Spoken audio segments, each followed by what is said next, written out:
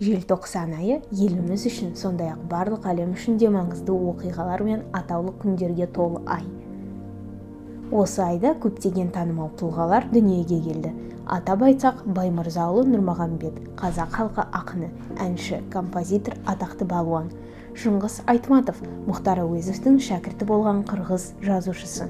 Бибігүл Ахметқызы Төлегенова, қазақ опера әншісі және Құдайберген Қуанұлы Жұбанов, қазақ тіл білімі ғалымы, түркітанушы, филолог, қоғам және мемлекет қайраткері және тағы да басқа танымал тұлғалар.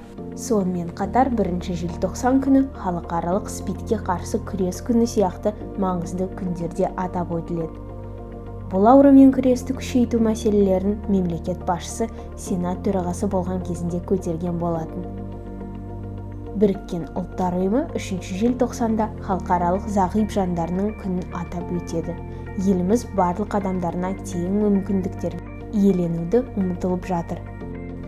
Мемлекет басшысы мүгедектердің құқықтары туралы конвенцияға факультативтік хаттаманы ратификациялау туралы Қазақстан Республикасының заңына қол қойды.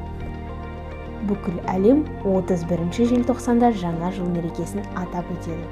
Бірақ қазақстандықтар үшін осы айдағы ең маңызды күн ол 16 желтоқсан. Тәуелсіздік күні Қазақстан Республикасының басты ұлттық мерекесі. Қазақстанның тәуелсіздік күнін өткізу күні кездейсоқ таңдалмаған. 1991 жылғы 16 желтоқсанында Қазақстанның жоғары кеңесі еліміздің тәуелсіздігі және мемлекеттік егемендігі туралы заң қабылдады. Бұл нені білдіреді деген сұрақ пайда болады.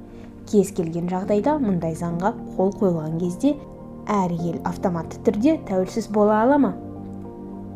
Қарапайым тілмен айтқанда, тәуелсіздік туралы мәлімдегеннен кейін әлемдік қоғамдастықтың басқа мүшелері мұны растау керек. Біздің еліміздің тәуелсіздігін бірнеше мемлекет бірінші болып таныды. Олардың ішінде Түркия, ақш, Ресей және Қытай елдері бар. Тәуелсіздігін ешкім мойындамаған елдер бар ма?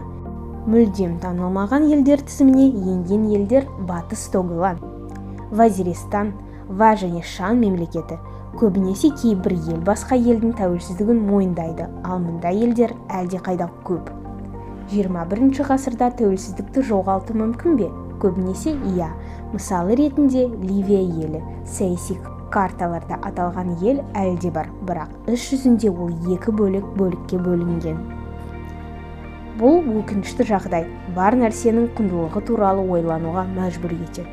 Құрметті қазақстандықтар, тәуелсіздік күнімен құттықтаймыз. Біздің отанымызға қамқорлық жасайық.